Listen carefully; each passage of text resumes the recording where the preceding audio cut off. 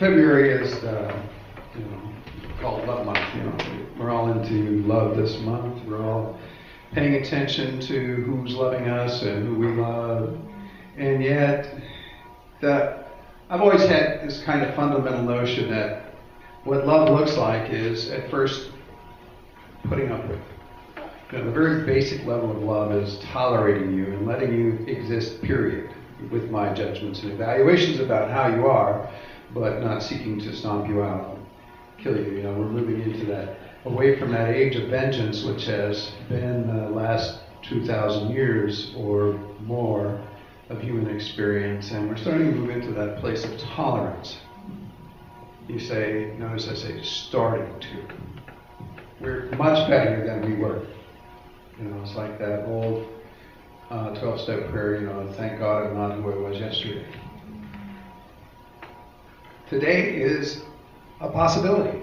That's all we've got to say about it, is that today is a possibility. It hasn't happened yet, so it doesn't have a way that it is.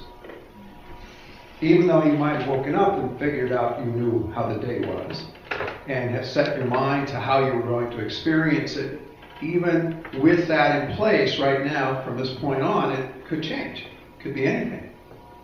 You literally could have a change of mind, what in the Greek they call a metanoia, which means literally to change your mind, which is strange when you think about it, because in the Latin, what we call repent does also mean to change your mind, or to pick a different way, to rethink something, to do it again, and have a different result. If you rethink something and you get the same result, that's not exactly rethinking. That's a regurgitation. That's something that hasn't even been reprocessed. It is merely taken in whole and redone, and again and again and again. So I'd like to talk today about the notion of how do we move from this age of vengeance? How do we move out of the age of judgment into this true acceptance that we might call the age of Aquarius, except it's come and gone. For all senses and purposes. When I was a kid, we were waiting for the age. It got here. Not that much changed. It moved. The focus of attention of the world moved from where it was in the West to now the Middle East and further east. That we in the West were once the dominant culture on the planet. We are slipping away from that. And what's resurging is what we left behind. And why is that?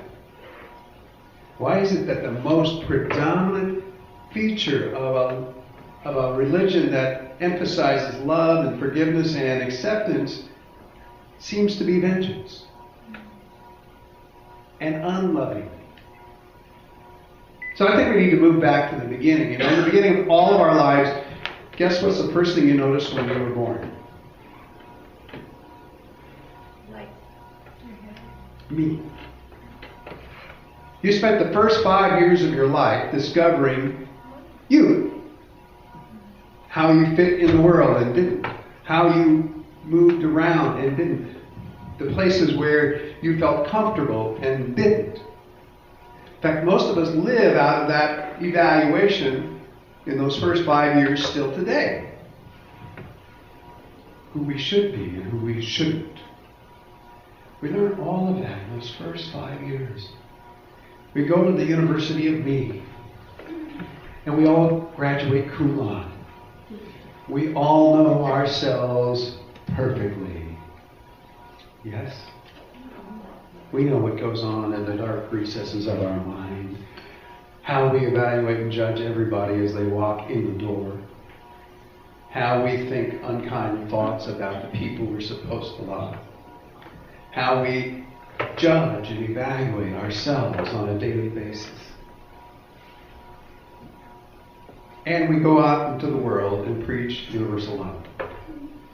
How we should love all of the unwashed masses of the world and secretly judge ourselves.